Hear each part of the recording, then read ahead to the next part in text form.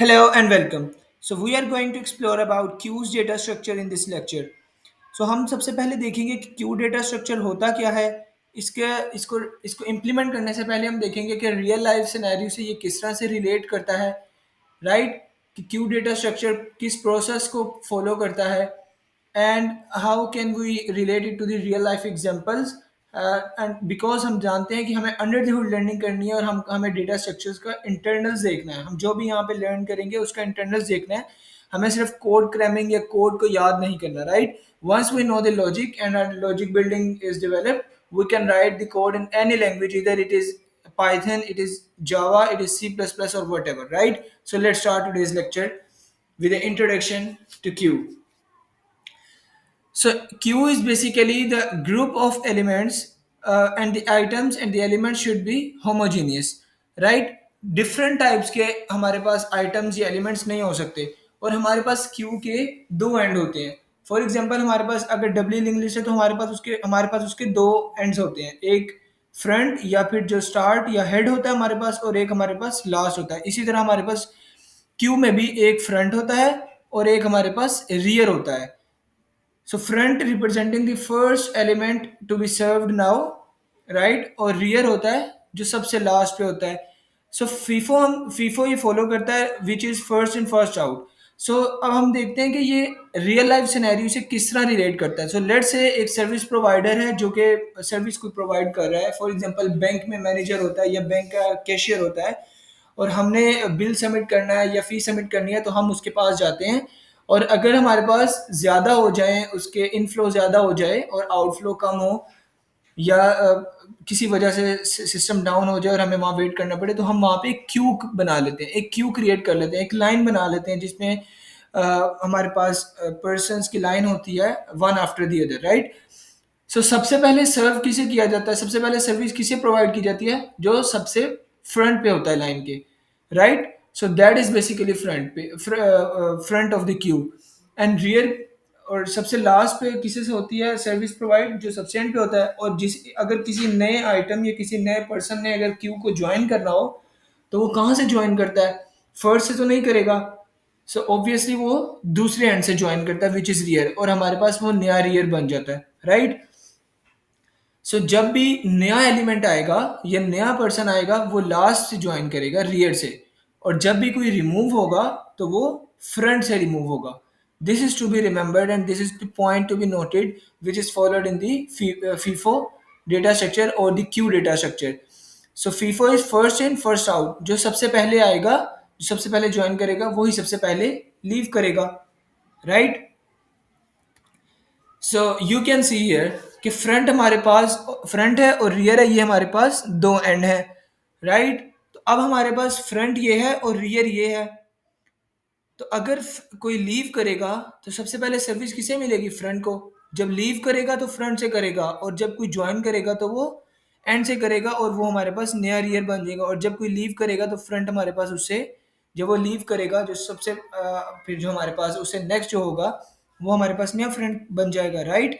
हमारे पास एग्जांपल्स हैं। For example e commerce या ई कॉमर्स सॉरी कोई भी कॉमर्स स्टोर है, या फिर हमारे पास कोई भी कार्ट है, कोई भी शॉपिंग मार्ट है, या फिर कोई भी हमारे पास बिलिंग काउंटर है, राइट? सबसे पहले किसे सर्व किया जाता है? जो फ्रंट पे हो। और सबसे पहले पहले लीव भी कौन करता है? जो फ्रंट पे हो। या फिर हम इसके वाइस वर्सा हम क्या कह सकते हैं कि सबसे एंड पे कौन ज्वाइन करता है? जो रियर पे हो। और सबसे एंड पे लीव कौन करता है? क्यों? जो रियर पे हो। सिमिलरली प्रिंटिंग में अगर हम उसको मल्टीपल पेजेस दें तो सबसे पहले पहले वाला पेज प्रिंट होगा और सबसे एंड पे लास्ट वाला। और सबसे पहले कौन सा प्रिंट होके आएगा हमारे पास? जो सबसे पहले हमने उसे प्रिंट करने के लिए दिया होगा, right? So that is basically Q. अब क्यू के हमारे पास वेरिएंट्स होते हैं जिसमें सिंपल क्यू आता है जो कि हमने अभी अभी डिस्कस किया।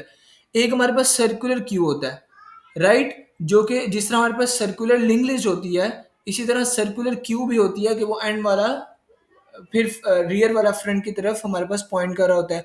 सिमिलरली हमारे पास प्रायोरिटी क्यू होती है। अभी हमारे पास प्रायोरिटी हमारे पास सिंपल क्यू में क्या होता है? First in first out. जो सबसे पहले आ रहा है वही सबसे पहले लीव कर रहा है क्यू को। हमारे पास प्रायोरिटी क्यू होती है कि सबसे पहले हमने किसे सर्व करना है और कौन सबसे पहले लीव करेगा, राइट? किसे सबसे पहले हमने स्केड्यूल करना है। तो वो प्रायोरिटी की बेस पे होता है, प्रायोरिटी कुछ भी हो सकता है। फॉर एग्जांपल अगर जिसने ऑपरेटिंग सिस्टम्स पढ़ा हुआ है तो द स्टूडेंट माइट नो कि ऑपरेटिंग सिस्टम में हमारे पास प्रायोरिटीज डिफरेंट होती हैं, जो कि शॉर्टेस्ट जॉब भी हो सकती है, कि जिस जिस जॉब को या जिस प्रोसेस को सबसे कम टाइम लगना है उसकी प्रायोरिटी हाई है, और वो सबसे पहले हम करके तो उसे लीव कर देते हैं, वो क्यू को लीव कर देता है, राइट। डबल एंडेड क्यू भी होती है हमारे पास, जिसमें हमारे पास ये होता है एलिमेंट्स हम जो होते हैं वो दोनों एंड्स पे ऐड भी कर सकते हैं और रिमूव भी कर सकते हैं, मतलब फ्रंट पे हम ऐड भी कर सकते हैं और फ्रंट से ही रिमूव भी कर सकते हैं, राइट। सिमिलरली हमारे पास क्यू के कुछ ऑपरेशंस होते हैं, हम खुद भी इसको इम्प्लीमेंट करेंगे, लेकिन जावा में जो बिल्ट इन क्यू है उसमें भी है, राइट। सो हमारे पास सबसे पहले तो हम एन क्यू और डी क्यू देखेंगे। एन क्यू क्या करता है कि हमारे पास अगर हमने कोई नया एलिमेंट क्यू में ऐड करना है तो हमारे पास एन क्यू का फंक्शन परफॉर्म होता है, और हम उसको पोजीशन भी डिफाइन कर सकते हैं कि किस पोजीशन पे ऐड करना है, सॉरी पोजीशन भी डिफाइन कर सकते हैं, और हम सिर्फ उसको एलिमेंट और क्यू भी दे सकते हैं कि भाई ये हमारे पास एन क्यू कर दो, राइट। और हमें पता है कि हमेशा एलिमेंट कहाँ पे ऐड होता है, at the end, at the rear जिसे हम कहते हैं, राइट, क्यू के केस में। और डी क्यू अगर हमें करना है तो हमें पता है डी क्यू का ऑपरेशन क्या करेगा, क्यू से एक एलिमेंट को रिमूव कर देगा, और रिमूव हमेशा फ्रंट से होता है बिकॉज फ्रंट वाले को सर्विस सबसे पहले मिलती है क्यू में, और वो लीव कर जाता है। सिमिलरली एम्पटी का एक फंक्शन है जो कि हमें ट्रू और फॉल्स रिटर्न करता है, अगर तो कोई एलिमेंट नहीं होगा क्यू में तो वो हमें ट्रू रिटर्न कर देगा, और अगर कोई भी एलिमेंट होगा तो वो फॉल्स रिटर्न कर देगा। फ्रंट का एक होता है जो कि हमें रिटर्न करता है कि फ्रंट एलिमेंट इस वक्त कौन सा है क्यू में, और एम्पटी अगर क्यू को करना हो तो हम मेक नल कर देते हैं, राइट। सो अब हम देखेंगे कि हमारे पास enqueue dequeue perform किस तरह होते हैं, राइट। अब एक दफा हमें प्रोसेस की समझ आ जाए हम उसके लिए कोड भी लिख सकते हैं फिर। इसलिए सबसे पहले आई एम इंसिस्टिंग एवरीबडी कि वो पहले प्रोसेस को और लॉजिक को समझे कि how the queue data structure works, what are the internals of this data structure. और हम इसको मल्टीपल तरह से इम्प्लीमेंट भी कर सकते हैं, थ्रू लिंग्विस्ट भी और थ्रू एरेज भी, और हम इसकी मल्टीपल इम्प्लीमेंटेशन देखेंगे भी, राइट। फर्स्ट हमें लॉजिक का पता लग जाए। सो लेट से हमारे पास एक एम्पटी क्यू थी, हमने 3 को एन क्यू करना है, अब हमने इंसर्ट करना है, तो इस केस में एन क्यू का फंक्शन होता है हमारे पास क्यू में, राइट। हम खुद भी इम्प्लीमेंट कर सकते हैं और बिल्ट इन भी होता है। तो अब हम जब इसको जब इंसर्ट करेंगे इन क्यू करेंगे 3 को, तो हमारे पास नल है link list start Q start में, तो हमारे पास जो फ्रंट होगा वो 3 बन जाएगा, और हमारे पास जो रियर है जो कि लास्ट को पॉइंट कर रहा होता है, तो एक ही एलिमेंट है तो रियर भी 3 होगा।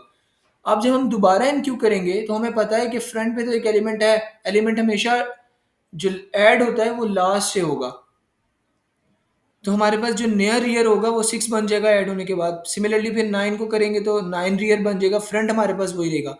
अब फ्रंट को लेट से हमने कहा कि इसको सर्विस मिल गई है और ये अब क्यू लीव करना चाह रहा है, और ताकि क्यू में पहला वाला जो पर्सन है वो लीव कर जाए और नया वाला फ्रंट पे आ जाए काउंटर के लेट से, तो हम 3 को लीव करेंगे। जब डी क्यू कॉल करेंगे तो फर्स्ट वाला रिमूव हो जाएगा और फ्रंट हमारा 6 बन जाएगा और रियर हमारा 9 ही होगा। फिर डी क्यू करेंगे तो फ्रंट और रियर सेम हो जाएगा क्योंकि एक ही एलिमेंट बचेगा, और फिर डी क्यू करेंगे तो हमारे पास एम्प्टी हो जाएगी लिस्ट, क्योंकि हमारे पास और नहीं बचेगा, और क्यू एम्प्टी हो जाएगी, हमारे पास कोई और एलिमेंट नहीं बचा, राइट। फिर हमने इम्प्लीमेंटेशन देख ली। अब इम्प्लीमेंटेशन इसमें हमारे पास लिंक लिस्ट के जरिए भी हो सकती है और एरे भी। अब जब हम एरे से करेंगे तो हमें पता है कि एरे में हमें उसको साइज प्रोवाइड करना होता है, राइट। तो वो हमारे पास स्टैटिक बन जाएगी। और अगर अगर हमें डायनामिक क्रिएट करनी है क्यू, तो हमारे पास हम उसको लिंक लिस्ट के जरिए कर सकते हैं। लिंक लिस्ट में हमें पता है कि ना ही वो कॉन्टिग्यूस मेमोरी लेती है स्टोर होने के लिए, क्योंकि हमारे पास कॉन्टिन्यूस मेमोरी ब्लॉक्स नहीं यूज हो रहे होते लिंक लिस्ट के केस में। तो हम बस नोड्स ऐड करते जाते हैं, और नोड ज़रूरी नहीं कि वो एक सीक्वेंशियल मेमोरी ब्लॉक्स में पड़े हों वन आफ्टर द अदर, वो कहीं भी हो सकते हैं, हम सिर्फ उसके पॉइंटर्स या रेफरेंस सेव कर रहे होते हैं, राइट। अब लिंक लिस्ट को हम डिलीट करते हैं तो वो श्रिंक हो जाती है, लिंक लिस्ट को हम एक्सपैंड कर सकते हैं। एरे के केस में ये होता है कि अगर हम एक दफ़ा साइज दे दें तो वो पूरी की पूरी मेमोरी हमारे पास वो कंज्यूम हो जाती है कॉन्टिन्यूस ब्लॉक्स में, तो वो एक्सपैंड और श्रिंक नहीं होती, शुरू में बस उसको मेमोरी एलोकेट हो जाती है, राइट। अब हम एन क्यू डी क्यू जब लिंक लिस्ट के केस में करेंगे तो वो डायनामिक हो जाएगी और हम श्रिंक और उसको एक्सपैंड भी कर सकते हैं, right. Similarly in queue enqueue अगर हम ऑपरेशन देखें तो हम इसमें क्या करते हैं, आइटम का टाइप और न्यू आइटम। सो ये एक फंक्शन होता है जिसमें हम आइटम टाइप, मतलब कि ये डेटा टाइप की बात हो रही है कि हम वो इंटीजर प्रोवाइड कर रहे हैं, ये डबल है, ये स्ट्रिंग है, ये वट एवर। और आइटम यहाँ पे होता है हमारे पास जो डेटा होता है, राइट। अब इसके लिए प्री कंडीशन क्या होती है? लिंक लिस्ट के केस में तो हमारे पास वो पता है डायनामिक है, उसमें साइज का कोई एज सच इशू नहीं आएगा। अगर हम एरे यूज कर रहे हैं तो हमारे पास प्री कंडीशन इज बेसिकली कि हमारे पास कोई फंक्शन परफॉर्म करने से पहले क्या कंडीशन फुलफिल होनी चाहिए कि ये कंडीशन, ये ऑपरेशन परफॉर्म हो जाए। तो क्यू, अगर हम एरे यूज कर रहे हैं तो क्यू वो फुल नहीं होनी चाहिए, राइट। उसमें भी कैपेसिटी रिमेनिंग होनी चाहिए कि वो नया एलिमेंट्स अपने अंदर स्टोर कर सके। और पोस्ट कंडीशन क्या होनी चाहिए कि वो एलिमेंट जब वो ऑपरेशन परफॉर्म हो जाए तो उसके बाद की कंडीशन ये होनी चाहिए कि वो जो नया एलिमेंट परफॉर्म हुआ है, अब रियर जो होगा हमारा, जो लास्ट होगा, वो नया एलिमेंट होगा, राइट।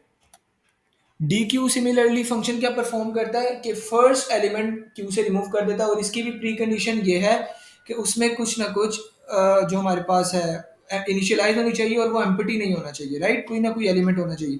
और पोस्ट कंडीशन ये होगा कि फ्रंट एलिमेंट जो होगा वो हमारा अपडेट हो जाएगा। फ्रंट एलिमेंट जो रिमूव करने से पहले होगा वो रिमूव हो जाएगा।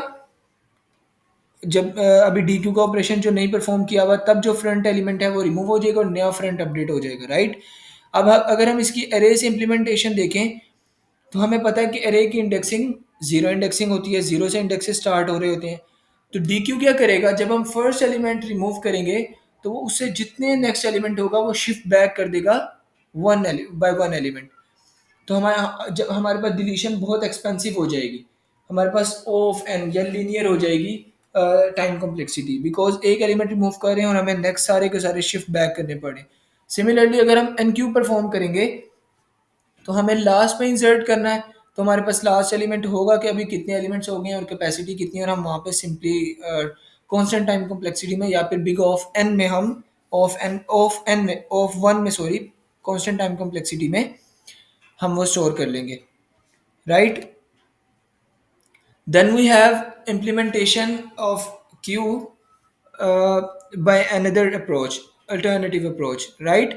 तो अब हमारे पास क्या होता है कि अगर हम अरे यूज कर रहे हैं तो हमारे पास फर्स्ट एलिमेंट होता है, ये second element, this is front as well, और ये हमारे पास लास्ट एलिमेंट होता है और ये हमारे पास रियर होता है, राइट। हमारे पास हम दो काउंटर्स, दो जिसे हम कह सकते हैं कि पॉइंटर्स यूज कर रहे होते हैं क्यू को करने के लिए इम्प्लीमेंट। अब जैसे ही हम डिलीट करेंगे तो हमारा रियर जो होगा वो एफ बन जाएगा और हमारे पास वन कैपेसिटी हमारे पास बच जाएगी कि हमारे पास अवेलेबल हो जाएगी कि हम नया एलिमेंट कोई ऐड कर सकें, राइट। जैसे ही फ्रंट एलिमेंट हम डी क्यू करेंगे तो ए वाला रिमूव हो जाएगा और फ्रंट हमारे पास बी आ जाएगा और हमारे पास एक नया एलिमेंट आ जाएगा, बी हमारा फ्रंट हो जाएगा और हम नया एलिमेंट ऐड कर सकेंगे, राइट।